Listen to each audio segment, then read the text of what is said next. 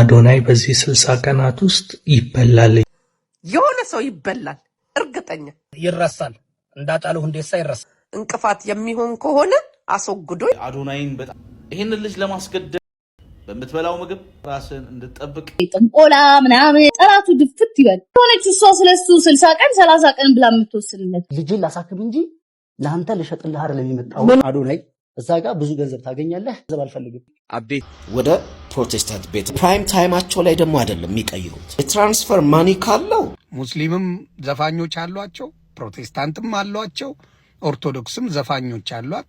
አቤል የጴንጤ ዘፋኝ ነው። ሰላም ቤተሰብ እንዴት ናችሁ? ያለው ክብሩ ይስፋ ጆሴፍ ነኝ። እንደተለመደው በአዳዲስ ወቅቴና በአነጋጋሪ ቪዲዮዎች ተመልሼላችሁ መጥቻለሁ። ከእናንተ የሚጠበቀው እስከዚህ ቪዲዮ መጨረሻ አብራችሁ መቆየትና ለቻናል ደግሞ አዲስ ከሆናችሁ ላይክ በማድረግ ሼር በማድረግ ሰብስክራይብ በማድረግ የቻናል ቤተሰብ መሆን ነው። በተለይ አዲስ ሆናችሁ ሰብስክራይብ ሳታደርጉ ምትዩ ሰብስክራይብ አድርጉ። ሀሳብ አስተያየት ካላችሁ ደግሞ ኮሜንት ላይ አስቀምጡልኝ። ወደ ዛሬ ቪዲዮቻችን ከመሄዳችን በፊት ደግሞ ይህን ቪዲዮ በላይክ እንጀምሩ። አንዴ ላይክ አድርጉና ወደ ቪዲዮቻችን እንሂድ። ተወዳጁን አርቲስት ነጻነት ወርቅነህን የሚተካው ግለሰብ በዚህ ሰዓት ተገኝቷል እየተባለ ነው። ይህም በማህበራዊ ሚዲያ ላይ በስፋት እየተዘዋወረ ይገኛል። ታዲያ ግለሰቡ አንዱዓለም ይባላል። ተወልዶ ያደገው በነቀምቴ ከተማ ነው። ታዲያ ነጻነት ወርቅነህን በከፍተኛ ሁኔታ የሚያስመስለው በድምጽም ይሁን በአኳኋን በከፍተኛ ሁኔታ ነጻነትን ያስመስላል። ታዲያ ብዙዎችም እሱ ነው በነጻነት ወርቅነህ ቦታ መተካት ያለበት፣ እባካችሁ ምርጫ ውስጥ ይግባ እያሉ ይገኛሉ። እስቲ ሙሉውን አድምጡት። ሁላችሁም ትመጣላችሁ፣ ዝነኛና ሀብታም ታዋቂ ትሆናላችሁ፣ ትዋናላችሁ። እዚህ ነቀምት እዚህ ትዋኛላችሁ። እንደ ድሮ ሰርግ ሄዳችሁ ማግኘት እዚሁ እየዋኛችሁ ዳይቭ እየገባችሁ በላይፍ ሴቨር ነው። ተበላን አልተበላን ውሃውን ጠጣናል። ከጠጡ ችግር አለው እንደ ዳኒ የለው ችግር የለውም። ጠጡ አለን እዚህ 40 ሺህ ልጅ ታገር ስላለ ችግር የለብንም። መጣችሁ ትጠጣለ ማን ነው ትዋኛላችሁ። እማችሁትን እናለማምዳለን። ስፔሻሊ ቺኮቹ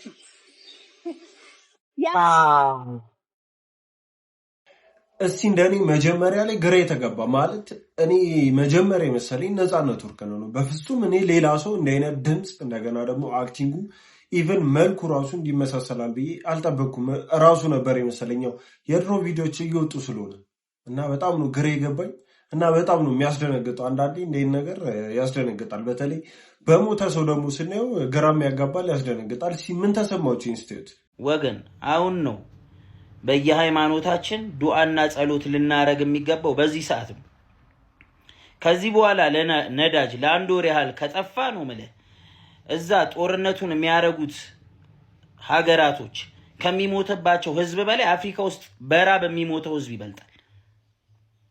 ነዳጅ በዚሁ ከቀጠለ ምግብ የሚያመጡ መኪኖች ያለ ነዳጅ አይንቀሳቀሱ። ሶላችንን እየቀቀልን እንደ ቻይና እንበላለን። ሶልም ከተገኘ ነው ማለት መቀቀያው ኬት ይመጣል። ገብቷል እምልህ። ስለዚህ አሁን ነው ጸሎት ከንትን ጎን ነኝ የምትል ህዝብ ሁላ ተወውና እሱን ለጊዜውም ከፈጣሪ ጎን እንሁን። ፈጣሪ ታረቀን። ማርያምን ነው የምላችሁ። መጪው ጊዜ በጣም የሚያስፈራ ነው የሚሆነው። በጣም የሚደብር ነገር ነው የሚሆነው። በተለይ እኛ አፍሪካውያኖች ላይ እኛ በድህነት ያለን ሀገራት ላይ ከባድ ነው የሚሆነው። በራብ የሚሞተው ህዝብ ነው የሚበልጠው። ብቻ መድኃኔዓለም ይታረቀን። እንደሰማችሁት ነው። መቼም አዲስ አበባ እየኖረ በአጠቃላይ ኢትዮጵያ ውስጥ እየኖረ የነዳጅ ችግርና የነዳጅ ሰልፍ እንደገና ደግሞ የትራንስፖርት እጦት ያላሰቃየው አለ ብዬ አላስብም። ይኸው የራሱ መኪና ራሱ ያለው ሰው በዚህ ጉዳይ በጣም እየተሰቃየ ነው። ትላንትና በእርግጠኝነት የ20 ብር መንገድ የሚሆን ሰልፍ ነው ያዩት የነዳጅ እና እንዴት ነው እስቲ እስራኤልን እንደግፋለን፣ ኢራንን እንደግፋለን፣ ኢራን ታሸንፋለች፣ እስራኤል ታሸንፋለች ትሉ የነበረው የኛ ሀገር ውስጥ ምንም ታምር ቢፈጠር ጸጥ የሚል ህዝብ ሁላ ልክ ኢራን የሆነ ነገር ተፈጠረ፣ እስራኤል የሆነ ነገር ተፈጠረ ሲባል በቃ ልክ እንደ ሀገሩ የሚሆን በጣም የሚያሳፍር በጣም ብዙ አይነት ሰው አለ። ይሄ ነገር ደግሞ ዞሮ ወደኛ መጥቷል። በጣም ከባድ እየሆነ ይመስለኛል። ዳንኤል ዮሐንስ መጀመሪያ ሲጀምር ክሊፕ የሚሰራ ሰው ነበር። እስቲ ጀምሩ ጎንደርኛ ሙዚቃ መቶ ባገርኛ የሚል ዘፈን ላይ ታየዋለህ። ጎንደርኛ ሙዚቃ መቶ ባገርኛ እስቲ ጨፍሩ ጎንደርኛ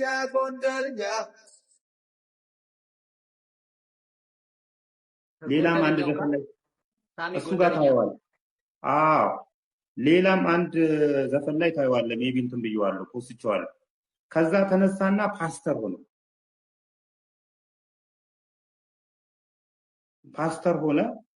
ከፓስተርነት የሰው ቤት አሽጦ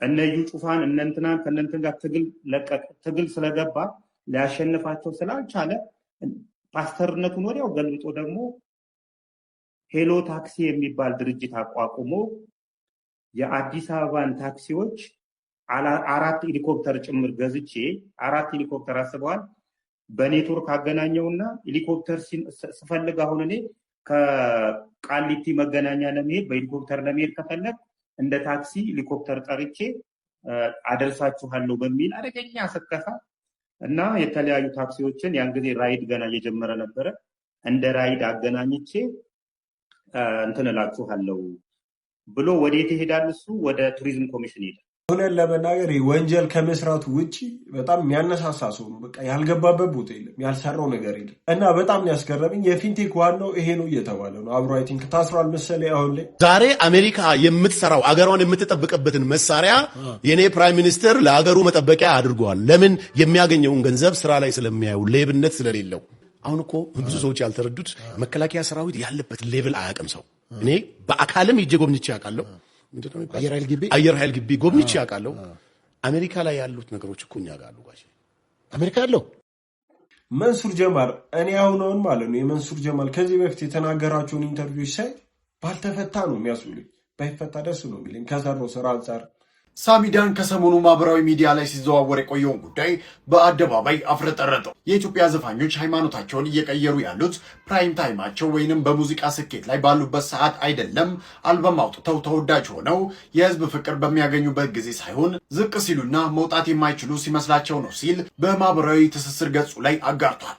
እንደሰማችሁት ነው ሰሞኑን አቤል ሙሉጌታ ዘፈን አቁሜያለሁ ዘማሪኛለሁ ብሎ ነበርና በጣም ብዙ ሰዎች አስተያየት እየሰጡ ነው። ከዛ ማልና በጣም ብዙዎች ደግሞ ያነጋገረው የሳሚዳን አስተያየት ነበር። አሁን እንደሰማችሁት ከራሷ አንደበት ያለውንም እስቲ አብረን ሰምተን እንመለስና አስተያየት ተሰጥበታለን። ዛሬ ደግሞ የምንነጋገረው እምነታቸውን ስለሚቀይሩ ሰዎች ነው።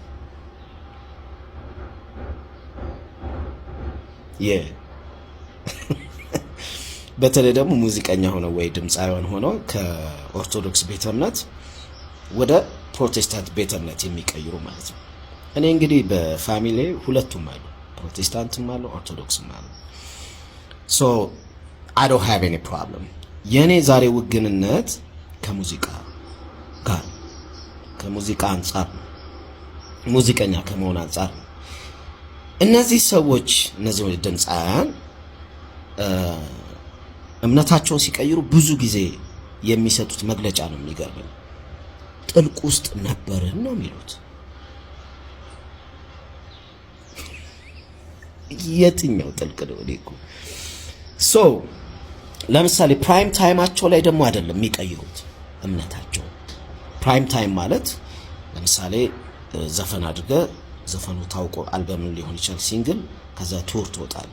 ያኔ ነው ትኬት እንትን ሙሉ ተችሎ ነው። ሰው ደግሞ በጣም በቃ ፍቅሩና አፕሪሺዬሽኑን ያሳያል እዛ አብሮ አንተ ጋር ምናምን። ያ በቃ የሚያጓጓው ታይም ከፍ ይላል ዝቅ ይላል፣ ከዛ ደግሞ ከፍ ይላል። እንደዛ ነው አካሄዱ። እዛ ታይም ላይ አይቀይሩ። ያቺ ክሬሟ ታይም ላይ ዝቅ ጅቡ ሲል ነው እና ብዙ መውጣት የማይችሉት ከመሰላቸው ይቀይራሉ እና ጥልቁ ነው ይላሉ። አሁን በዚህ ጊዜ በጣም አስቸጋሪ ሆኖ ምን እንደሆነ ታውቃላችሁ? ፈጣሪን ከማሳመን ይልቅ የሰውን ልጅ ማሳመን ነው ከባድ ይሆናል። ለምንድነው? ቀይረህ ስትመጣ ሙሉ ለሙሉ ንጹህ መሆንን ምናምን ቼክ ማድረግ አለብኝ ይላል መሰለኝ እዛ የሚቀበለው ሰውዬ። ተደፈጥጧል። በፊቱ ያ ጥልቅ ነው እንደዚህ ነው ምናምን።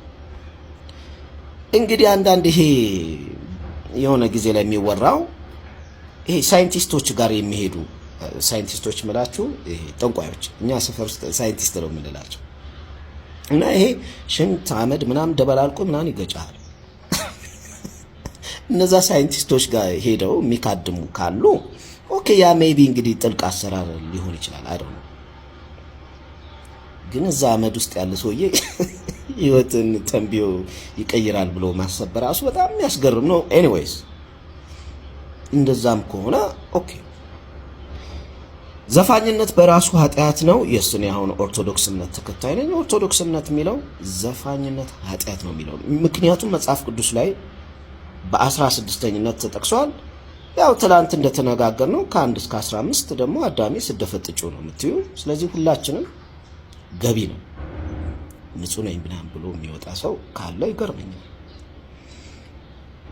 አንድ እንግዲህ እንደ ማምለጫ የሚታይ ያው እንግዲህ ለኔ ሲነግሩኝ የነበረው ትላንት በኢየሱስ ክርስቶስ ካመንን እንድናለን ነው። ሁላችንም እናምናለን። እንግዲህ ያ ነው ጥልቁ አሰራር ምናምን ብለህ ግን እዛ ጋር ወዳጆችን ያሳልፍከውን ያ እምነቱን ምኑን እንትን የኖርከውን ህይወት ምናምን ፕላስ የጻፍናቸው እንደው የፍቅር ዘፈኖቹን እንኳን ትተን እኮ ስንት የሚያርቁ ስንት የሚያስተካክሉ ሐሳብ ያለባቸው ዘፈኖችስ እነዛም ጽፈናል እኮ አይደል እንዴ? እርዳታ ላይ ምን ላይ ሰው ማስተባበር ላይ ምናምን ተሳትፈናል። ለሶሳይቲው የምታደርገው አለ። ልጆችን ኢንስፓየር አድርገናል ምናምን። ያም ሁሉ ነው ጥልቅ። የሰው ልጅ ወደ ሆነ ነገር መቀር መብቱ ነው፣ ግን ኮምፖዠር ሊኖር ይገባል። ያመንክበት በፊት የነበርከው ህይወት ያሳለፍከውን የ20 ምናምን ዓመት ጉምድ አድርገህ የምትጥለው ነገር አይደለም። ገባ? ፈጣሪም ደግሞ የነፍስን የውስጥህን የነፍስን ስለሚያይ እዛ ጋር ከሰው ጋር መታገል አይጠበቅብህም። ለማን ፕሩፍ ማድረግ አይጠበቅብህም። ፈጣሪ ያየዋል፣ ይሰው እንትን ያደርጋል። መሄድ ራሱ እኮ አይጠበቅብህም። ኢንፋክት ተቀየር ያለው ብለህ ማናውንስ ማድረግ አይጠበቅብህም። በርን ከዘጋ አለቀ። የሚያስጨንቅህ ምናምን እንደው እንዲህ ባላረግ የምትለው ነገር አለ። እሱ ካለ እሱን ቀይረው ለብቻ መብትህ እኮ ትችላለህ። ወጥተህ መደፍጠጥና ይሄ እንትኑ ማድረጉ ግን እንግዲህ የትራንስፈር ማኒ ካለው እንደዛ ካለው ማድረግሽ ችግር የለውም። ቻፓው ካለው ማለት ነው። ያው እዛ ኮንትራቱ ላይ ሊል ይችላል። ሙስሊምም ዘፋኞች አሏቸው፣ ፕሮቴስታንትም አሏቸው፣ ኦርቶዶክስም ዘፋኞች አሏት፣ እንዲሁም ፍቅር ሲዝም ዘፋኞች አሏቸው። ስለዚህ አቤል የጴንጤ ዘፋኝ ነው። አቤል የጴንጤ ዘፋኝ ነው። ቶክቻው የጴንጤ ዘፋኝ ነው። ዲሽታጌና የጴንጤ ዘፋኝ ነው። ናውን ፎንቴ የጴንጤ ዘፋኝ ነው። ጆን ዳንኤል የጴንጤ ዘፋኝ ነው። ቆይ ይቀረኛል ብዙ። አስጌደንደሾ የጴንጤ ዘፋኝ ነው። ነፋ መጣላለ የጴንጤ ዘፋኝ አለ። ካሙዙ ከነ ወንድሙ ካሙዙ ላሙዙ የሚባሉ ወንድማማቾች የጴንጤ ዘፋኞች ናቸው። ዘሪቱ የጴንጤ ዘፋኝ ነበረች፣ አሁን ወደ መዝሙር ሄዳለች። በጣም ብዙ ናቸው። ተግባባን? there's a lot of them እና ለምን እንደሆነ አይገባኝም። ዘፈን ሲዘፍኑ ኦርቶዶክስ ያጫውታቸዋል። አይገባኝም። ሙስሊሙም ሲዘፍን ኦርቶዶክስ የሚያጫውተው ነገር አለ። ቻቺ ታደሰ እልል ያለች የጴንጤ ዘፋኝ ናት ከበፊትም፣ አሁን የተቀየረችው እና አቀናባሪዎች እንደሰማችሁት ነው። ሳሚዳንም ዮኒ ማኛም የተለያዩ አስተያየቶች ሰጥተዋል በአቤል ሙሉጌታ ጉዳይ። እናንተ እስቲ ምን አይነት ሐሳብ አላችሁ? ኮሜንት ላይ አስቀምጡልኝ። ወገን ምንድን ነው የምሰማው? አዶናይ በዚህ 60 ቀናት ውስጥ ይበላል እያለች ነው። ያው ይበላል ማለት ይሞታል ማለት ነው። ወይ ይሞት ወይ የገባበት ይጠፋል ነገር እየተናገረች ነው ያለችውና ምን አይነት ነገር ነው? እንዴትስ ነው እንደዚህ ልትል የቻለችው? በጣም እርግጠኛ ሆና ነው እየተናገረች ያለችውና እስኪ ይህንን ጉድ ስሙት። እኔ በጣም ነው የገረመኝና በዚህ አጋጣሚ አዶናይ ይህንን ነገር እንደ ቀልድ ማየት የለብህም ብዬ ነው የማስበው። ይህንንም የተናገረችውን አካል እንግዲህ በምን ምክንያት እንዲያለች እንዳለ ልታጣራ ይገባል እላለሁ።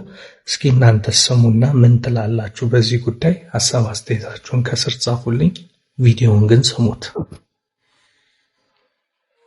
የሆነ ሰው በዚህ 90 ቀን ብያቸዋለሁ አይደል? አሁን ስንት ነው? 30 ቀን አልቋል። 60 ቀን ይቀራል።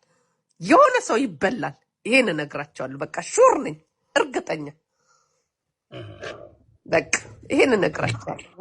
ወይ ይበላል ወይ ወጥቶ ይቀራል። አለቅ። ድምጽ የለም ይጠፋል። አለቅ። ከሁለት አንዱ ይሆናል። ይህ ግን ምን ያስተማረሽ ስለ ማህበረሰባችን? በቃ መሆን ያለበት ነገር መሆን አለበት። እኔ አምንበታለሁ። ከዛ ይረሳል። እንዳጫሉ ሁንዴሳ ይረሳል።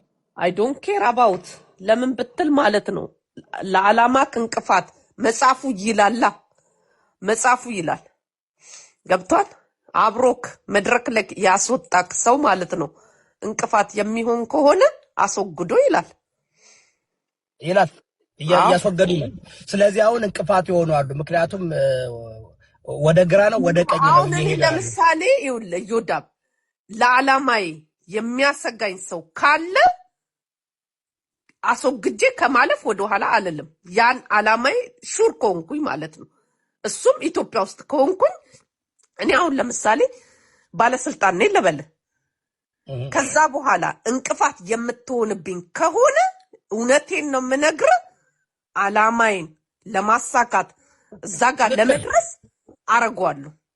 እያደረጉ እኮ ነው። ህዝቡ ግን ለምን ነው ከታች ያላችሁ ደንቆሮች እነ ዶክተር አምባቸው እነ ኢንጂነር ስመኘው ስንት እኮ ተመልቷል። እነ ጃንቤት ከስመኘው ይበልጣል። ኖ እታች ያለው ደደብ ደንቆሮ ነው እንጂ እኔ እኮ አሁን ለማዳን እኮ ነው። ለምን መሰለሽ እነዚህ ሰዎች አያውቁም። ከመሬት ተነስቶ እውቅና ሲሰጣቸው ቦታ ሲሰጣቸው ትንሽ ገንዘብ ሲሰጣቸው በለፈለፉ ጠፉ አይደለ? ስለዚህ አሁን ላይክ በሬ እሳሩን እያየ የሰማችሁት ነው። በጣም ነው የሚያስደነግጠው። ማለት ይሄን ነገር አዶናይ በቀላይቶ ችላ ብሎ ማለፍ ያለበት ነገር አይመስለኝም። ይሄ ግልጽ የግድያ ነው እና ይሄ ነገር ደግሞ ቀላል ነገር ነው ብዬ አላስብም። ማለት እንዲህ በመተማመን ይሄን ያለ የምታወራበት መንገድ ደስ አይልም፣ ያስፈራል። እና በዚህ ጉዳይ ደግሞ በጣም ብዙ ሰዎች ተበሳጭተው አስተያየት እየሰጡ ነው። ምን አሉ የሚለውን እስቲ አብረን አይተን እንመለስ። ማለት በጣም እጅግ ያሳዝነኝ አንድ ቪዲዮ ወይንም ደግሞ ምስል ወይንም ደግሞ ድምጽ ነው የሰማሁትና በጣም እጅግ የሚገርም ነው። የሆነ በአዶናይ ዙሪያ የሚያጠነጥን እንግዲህ አዶናይን በጣም የሆነ ጥርሳቸውን ጥርስ የነከሱበት ሰዎች እንዳሉ በነገራችን ላይ አንድ ነገር ልንገራችሁ። እዚህ ሚዲያ ላይ ሰዎች ወጥተው የሆነ ነገር ሲናገሩ እንደ ቀልድ ወይንም ደግሞ እንደ ፌዝ መመልከት የለባችሁ። እንደ ቀልድ ወይም እንደ ፌዝ መመልከት የለባችሁ። እኔ የሰው ልጅ ሲኖር ነው ለኔ የሚጠቅመው እንጂ ሞቶ ምንም ነገር አይጠቅመኝም። እኔ ሴጣኑኝ የደጠው ምስጦኝ ስጋውን አልበለውም። እዚህ ምድር ላይ ግን ቢኖር ለሰዎችም ይጠቅማል፣ ቢኖር ለኔም ይጠቅማል፣ ቢኖር ለሀገርም ይጠቅማል። አይደል እንዴ ቤተሰብ? እና ምንድነው እየተደረገ ያለው? ምንድነው እየተካሄደ ያለው? ይሄንን ልጅ ለማስገደል ወይንም ደግሞ እኔ አሁን እየሰማው ያለውት ነገር በጣም ነው የገረመኝና አዶናይ ፖለቲካ ውስጥ ያለ ሰው አይደለም፣ ብሔርተኝነት ውስጥ ያለ ሰው አይደለም። እኔ እስካሁን ድረስ እኔ ያየሁት ነገር የለም። ምናልባት በዚህ ጉዳይ ላይ የምታውቁ ሰዎች ካላችሁ ልትነግሩን ትችላላችሁ።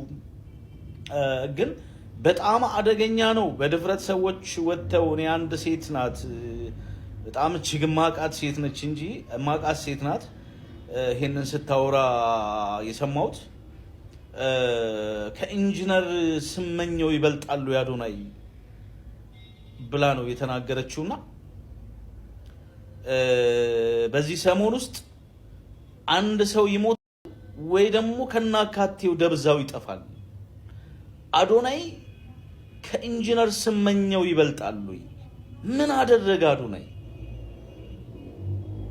ኢንጂነር ስመኘው ሰራ የተባለ ወንጀል የለም። አዶናይ ምን አደረገ? የትኛው የመንግስት ተቋም ውስጥ ነው የሚሰራው?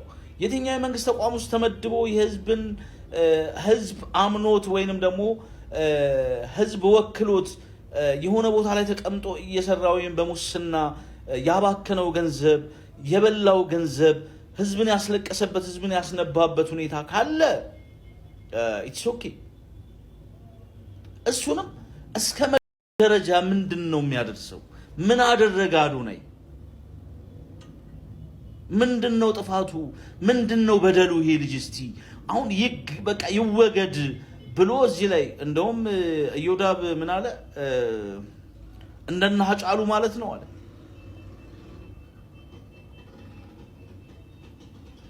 በጣም ነው የሚገርም፣ በጣም ነው የሚገርም። በጥቅሉ ግን እኔ ምናልባት ይሄንን ቪዲዮ ሼር ኮፒ ሊክ እያደረጋችሁ በእርግጠኝነት ይሄንን ቪዲዮ አዶናይ ሊያዩ ይችላል። ይሄንን ቪዲዮ ለአዶናይ ሼር አድርጉልኝ። እኔ አዶናይ ኢትዮጵያዊ ነው፣ እኔም ኢትዮጵያዊ ነኝ። ምናልባት ላያቀኝ ይችላል። እኔ ግን ብዙ ጊዜ አየዋለሁ። መልካም ስራዎቹ፣ መልካምነቱ ዛሬም በውስጥ ያለ ሾኬ ያየሁትን ነገር ነው። የሰው ልጅ ያየውን ነገር ነው የሚመሰክረው። ያየሁትን ነገሮች ይመሰክራለሁ። ችግሮች ካሉ ደግሞ እንደዛውም እተቻለሁ። ሆኖም ግን በዚህ ልክ እንደዚህ አይነት ሁኔታ ሲታሰብለት፣ እንደ አይነት እቅድ ሲታቀድለት፣ የሞት ድግስ ሲደገስለት እንደ መስማት በጣም የሚያስጠላ ነገር የለም። ለማንኛውም የዚችን ሴትዮ ንግግር በአጽንኦት ተመልክተህ በምትበላው ምግብ፣ በምተኛባቸው ቦታዎች፣ በምትንቀሳቀሳቸው ቦታዎች ሁሉ ራስን እንድትጠብቅ በአጽንኦት እመክራለሁ። ከዛ ባሻገር እግዚአብሔር አምላክ ጠባቂ ነውና እግዚአብሔር ካንተ ጋር ይሁን፣ እግዚአብሔር ይጠብቅህ ለማለት እፈልጋለሁ። ይሄንን ለማለት ነው የመጣሁት። ሆነች እሷ ስለሱ 60 ቀን 30 ቀን ብላ የምትወስንለት ማን አባቷስ ነች? እኔ ማለት ነው ምድር ላይ የማያስፈራኝ ነገር ልንገራችሁ። እግዚአብሔር ምድር ላይ የማያስፈራኝ ነገር ቢኖር እኔ ማለት ነው ጋይስ ይሄ ጥንቆላ ምናምን እንደዚህ የሆነ የእንትን ነገር አባቴን እንዴት አያስፈራኝ እንዴ? ባይ ዘ ዌይ ላይክ የምታምኑትን ነገር ተማመኑበት። እሺ አዶናይም እርግጠኛ ነኝ ይተማመንበታል የሚያምንበትን ነገር። እንዴ የያዝነው እኮ ክርስቶስ ነው። ማን ነው የሚያስፈራው? ማን ነው? የትኛው ነገር ነው የሚያስፈራው? 30 ቀን 60 ቀን አትበጣጣሽ ይበላል ፊቱና ማንነቱ ሰውን መጨረሻ የምታውቀው ማን አባቷ ስለሆነች ጠላቱ ድፍት ይበል ድብን ይበል ጠላቱ ራሷ ድብን ትበል። ከዚህ ከ30 ቀን ከዚህ ከ30 ቀን ከዚህ አበዛ 30 ቀን አለፈ ከዚህ ቀን አበደ እንዴ ማንነቱ ሰውን መጨረሻ የምታውቀው እንደሰማችሁት ነው። ኢቭን ልክ እንደነ ሀጫሉ ልክ እንደነ ስመኘው ያው የሞታ ይደርሷል አይቀርም በዚህ 3 ወር ብላ ነበር። ከዛ ደግሞ 1 ወር አልቋል። እንደውም አሁን 2 ወር ነው የቀረው። በዚህ 60 ቀን ውስጥ ጠብቁ ወይ ጠፋል ወይ ይባል ዜና ትሰማላችሁ ነው ያለችው። ማለት ግልጽ ወንጀል ነው። እኔ የት ሀገር እንደምትኖር አላቅም፣ ግን እቺ ሴትዮ መያዝና መጠየቅ ያለባት ይመስለኛል። ልጅን ላሳክም እንጂ ለአንተ ልሸጥልህ አይደለም የመጣው። ምኑን ነው የምትሰጠው? ልጁን ለኔ እንደ ኮሚሽን ሊያስብልኝ፣ እሱ ደግሞ ቪዲዮ ሊሰራበት ነው። ልጁ ነገራችን ጸባችን፣ እሱ የሚፈልገው ገንዘብ ነው እና መታወቅ ነው። እኔ ደግሞ ልጅ ማሳከም ነው ፍላጎቴ። እንደውም የሆነ ሰዓት ላይ የሆነ ቦታ ላይ የሆነ ሚዲያ ላይ ከደረስን እዛ ጋር ብዙ ገንዘብ ታገኛለህ በዚህ ብሎ ካልኩሌት ሲያደርግ እኔ ገንዘብ አልፈልግም። እንደውም የማህበራችን አባል አጠገባችን ነበረች ሐዋሳ ላይ ያለን ማለት ነው። እኔ ገንዘብ አልፈልግም፣ መጀመሪያ ልጄ ይታከም። ይህን ወሬ ካወራን በኋላ ነው አዶናይ የደወለልንና አዶናይ ሊያሳክሙ የፈቀደው እና ዛሬ ሆስፒታል ይገባል። ከዛ ደግሞ ነገ ሰርጀሪ ያለዋ ነገ ቀዶ ጥገና አለው። ስለዚህ አፕዴት ነገ እንሰጣቸዋለን ማለት ነው። እኔ በጣም ደስ ብሎኛል። እንኳን ደስ አላችሁ። ከኢትዮ ኢስታንቡልም ጋር ስም ማቀርሸት ምናምን እያለ ነው የሚለቀውና እኔ ይሄ ልጅ ላይ ይሄን ያህል ጭካኔ እኔ እውነት ከአርቲስት ቢኒያም አልጠብቅም። በእውነት ነው የምልሽ አልጠብቅም። እንደናት ግን የዚህ ልጅ ህይወት ለማበላሸት በቃ ይሄና 17 ቪዲዮ በአንድ ሌሊት ውስጥ እኔ ኬት እንዳመጣው አላውቅም። እቅዱ ምንድነው? ገንዘብ ሰብስቦ በሱ ገንዘብ ከተሰበሰበ በኋላ ድርድር ነው የፈለገው። ገንዘብ ይሄን ያህል አንተ፣ ይሄን ያህል እሱ፣ ይሄን ያህል እኔ፣ ይሄን ነው ፍላጎቱ የነበረው። ይሄን ፍላጎት ነው አሁን እቺ ነገር ብቻ አጣላችን። እኔ ደግሞ በገንዘብ ዙሪያ ላይ አይደለም ስራዬ፣ ፍላጎቴም የገንዘብ ዙሪያ አይደለም፣ የልጄ መታከም ነው። ለምን ምን ያህል 6 ዓመት ምን ያህል እንደተሰቃየው እኔ ነኝ የማውቀው። ሰላም አበቄለሽ ነኝ። የህፃን ሄቨን እናት። ሄቨንን ካጣን ድፍን 3 ዓመት ሊሞላን 4 ወራቶች ቀርተውናል። ሄቨን እስካሁን ፍትህ አላገኘችም። ለረጅም ወራቶች ቀጠሮ እየተቀጠርን ነው። ትቼው አይደለም፣ ዝም አላልኩም፣ እየተከታተልኩ ነው። ፌዴራል ጠቅላይ ፍርድ ቤቱ አስተማሪ ቅጣት ይቀጣልናል ብለን ተስፋ እናደርጋለን። ቀጠሯችን መጋቢት 25 ከጧት 3 ሰዓት ነው። ከዚህ በፊት ድምጽ የሆናችሁኝ በውስጥ ኢንቦክስ የምታደርጉልኝ የደወላችሁ ምን ላይ ደረሰ የምትሉኝ የሴቶች ሞት ጥቃት ይመለከተናል የምትሉ በሙሉ እንድትገኙልኝ በትህትና ጠይቃለሁ። አመሰግናለሁ። የሄቨን እናት ወጥተው ወደ ሚዲያ ከረጅም ጊዜ በኋላ በዚህ መልኩ መልእክቷን አስተላልፋለች። የሺሻ ገመድ ያላቀበልኩት አለ ብዬ አላምንም። የእውነት ስም ጥሪያት በለኝና ትልልቅ አሁን የሀገራችን አርቲስቶች ምናምን የሚባሉት እኔ የሺሻ ገመድ ያላቀበልኩት አለ ብዬ አላምንም። የእውነት አትዋሽ። አሁን እዚህ ጋር ነው የምነግርሽ። ይኸውልህ ብዙ አርቲስቶች አሁን አሪፍ ቦታ የደረሱት ማለት እዛ ክለብ ላይ ነው እንትን የሚሉት መጥተው ይሄ ሜንካስት እንዲጫወቱ መጀመሪያ ክለብ ላይ ነው የሚቀጥሯቸው። ይሄ እኮ ያለ ነው። ሴቶቹ ወንዶቹ ሴቶቹ ነው። እንዴት ብላ አሁን ሴት እንዴት ብላ ትቀጥራለች? አሁን ምናያቸው በጣም ትልልቅ መኪና እየነዱ ምናምን ምናያቸው ሴቶች በፊት እዛ ክለብ ላይ መጥተው አይቻቸዋለሁ። የሺሻ ገመድ አቀብያቸዋለሁ። ብዙ ሴቶች ብዙ ዋጋ ከፍለዋል።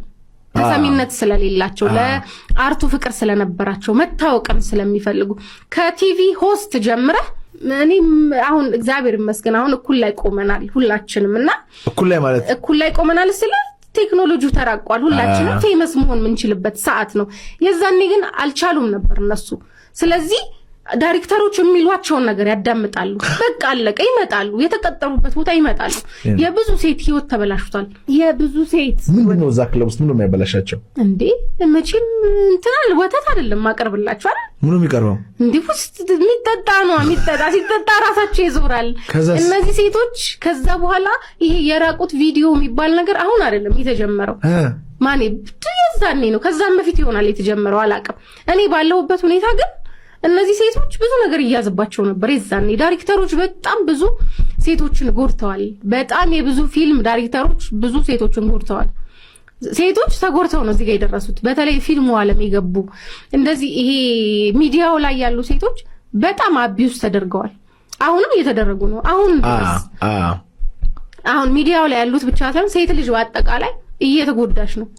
ግን ምንድነው ላይፋቸው አሁን ላይ ያኔ ስታይ እዛ ጋር ሄደሽ ማለት ቢሃይንድ ዘ ሲን እግዚአብሔር ለምክንያት ነው ያሳየሽና ምንድነው እዛ ጋር የሚደረገው ነገር ምናምን ስታይ የሚወራው ነገር ደግሞ በዳይሬክተሮቹና ባለሀብቶቹም የሆኑ ኮኔክሽን እንዳላቸው ይነገራል። አሁን ትዳር የሚያገኙት ሴቶች አንድ ፊልም ከሰራች በኋላ ትተኩሳለች። ገባ አለቀ። መሀል ላይ እንትን አለ ቼናለ ትተኩሳለች። በቃ እግዚአብሔርን ማመሰግነው እነዚህ ሁላ ሰዎች አስተናጋጅ አይፈልጉም፣ አያዩም። እግዚአብሔር የጋረደኝ እንደ ዱርዬ አድርገው ነው የሚያስቧቸው። አለቀ በቃ። ሰራተኛ ነኝ እኮ ሰራተኛ፣ የቤት ሰራተኛ በለኝ። ቢፈልጉስ እንደው ዳይሬክተር ነው ለዛች ፊልም መኪና የሚገዛው ሰው ያይተው አያዩም። መቼ ያዩሃል? አቅርበህለት ሲጨርስ እኮ አይኑ ይታወራል። እነሱ ደግሞ ሰራዊት ፍቅረ መታሰሩ ቲፒኤልኤፍ ከፍተኛ መደናገጥን ፈጥሯል። ባለፈው ምን አልኳችሁ? ኃይላብን ይዞ ሸራተን ሄዶ ቲክታክ ኢንፍሉዌንሰር ማህበር ምናምን ሲመሰርት አላማው ምን እንደሆነ ነግሬያችሁ ነበር።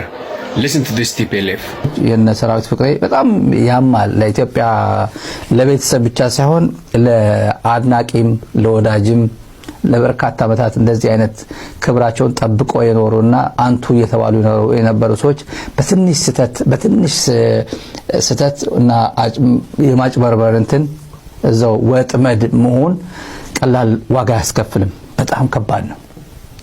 በጣም ፔኑ በጣም ከባድ ነው። ለቤተሰብም እንደ ግለሰብም ለወደፊቱ ማለት ነው።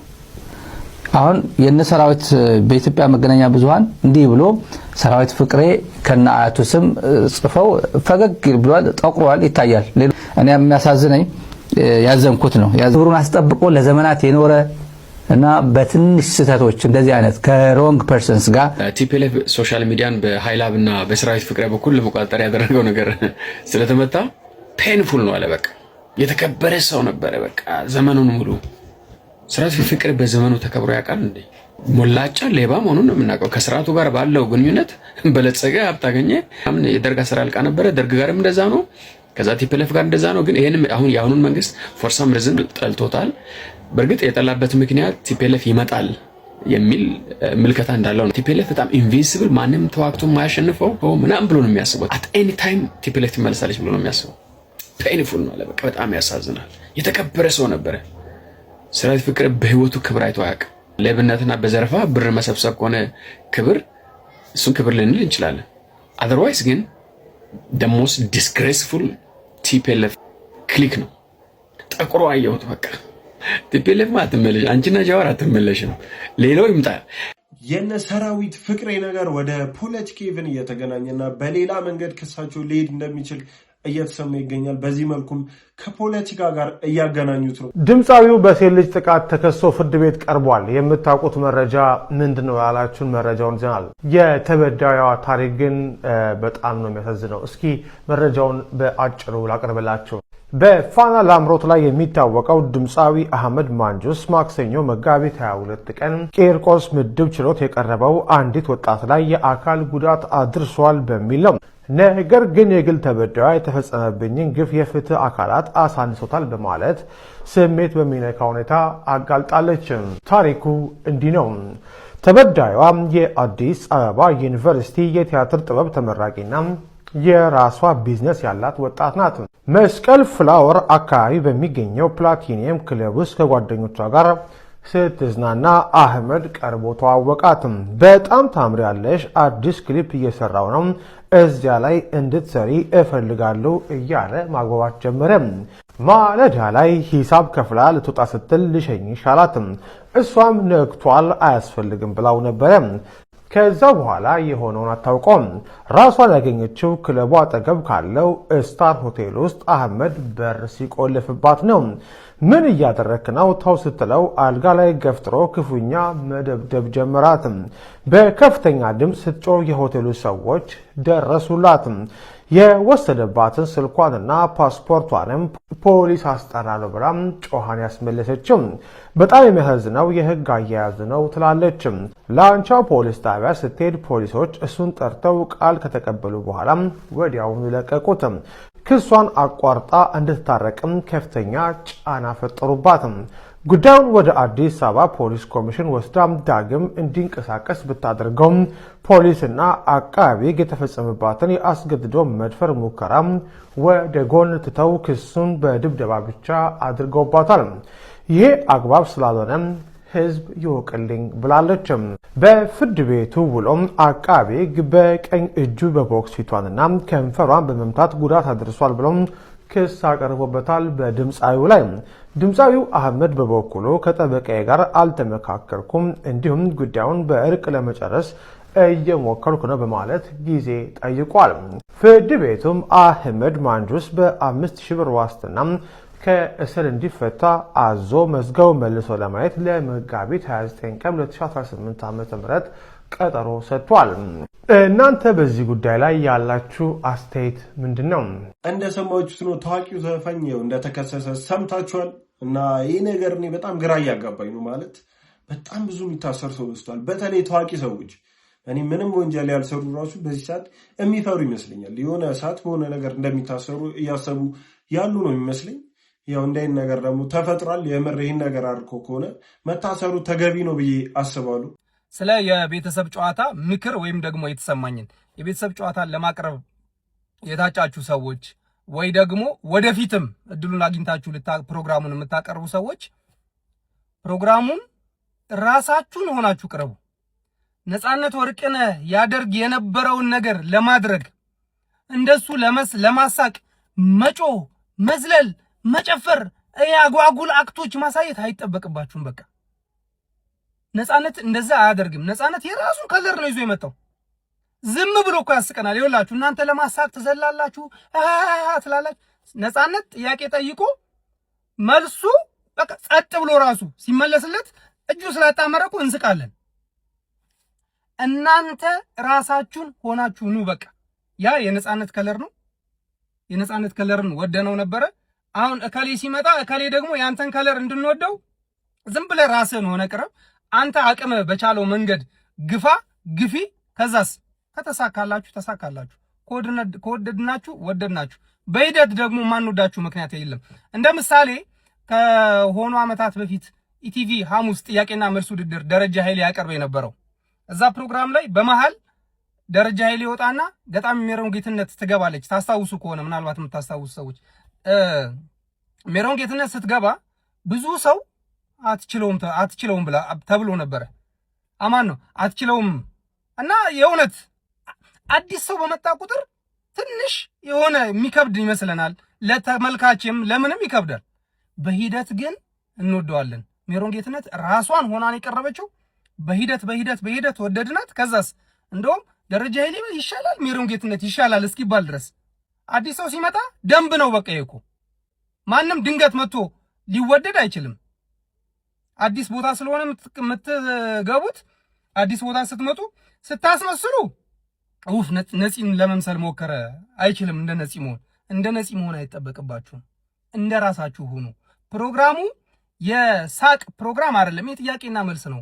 መታችሁ የተሰጣችሁትን ጥያቄ አንብቡ፣ የተሰጣችሁን መልስ እየሰማችሁ ልክ ነው ልክ አይደለም አስብሉ። ከዛስ ትንታኔ መስጠት የምትችሉ ከሆነ ስለ ጥያቄው ሁሉን ነገር ለማሳቅ ጥረት አታድርጉ። ፌል የምታደርጉት እዚህ ጋር ነው። በቃ ለማሳቅ ስትሞክሩ ፌል ታደርጋላችሁ። አትሞክሩ ለማሳቅ። ነፃነት ወርቅነህ ለማሳቅ ሞክሩ አያውቅም። ሲያወራ እንስቃለን። ለምን? ንግግሩ ያስቀናል። ስለለመድ ነው ስለወደድ ነው። ይሄ ሁሉ ስንለምዳችሁ ስንወዳችሁ ንግግራችሁ ሁሉ ሊያስቀን ይችላል። ለዛ አትጋጋጡ። ለማሳቅ በቃ አትጋጋጡ። ነፂን ለመሆን ራሳችሁን ሆናችሁ ቅረቡ። እሺ ቤተሰቦች ዛሬዎቹ ቪዲዮዎች እነዚህን ይመስሉ ነበር። እንደወደዳችኋቸው እንደተስናናችሁባቸው አዳዲስ ነገር እንዳያችሁባቸው ተስፋ አረጋለሁ።